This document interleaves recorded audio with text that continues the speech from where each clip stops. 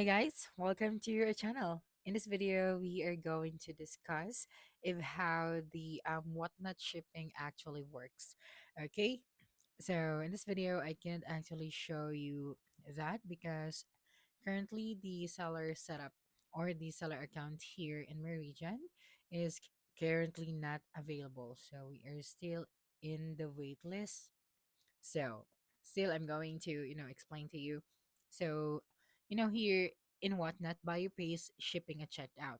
So, every time a buyer win an auction or buy something from your store, so Whatnot automatically adds a shipping fee based on the buyer's location, seller's shipping profile, courier rate, and the buyer sees the shipping cost before paying. So, combine the shipping.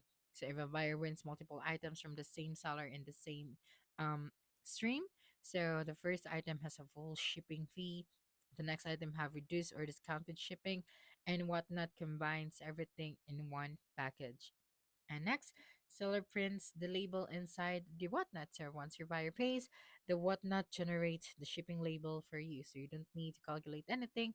You just have to go to your orders, click get shipping label, print the label, and pack the item. Next is tracking is automatic. So tracking numbers are automatically sent to the buyer. So you don't need to upload anything. So Whatnot does it for you.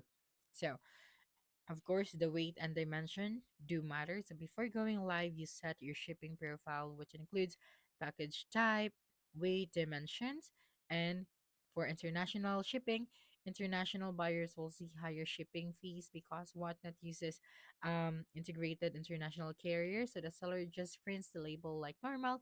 Whatnot handles all the custom forms. Okay, so that's it for this video. If you think this video helped you solve your concern, please subscribe, like this video, and leave your comment below. Bye.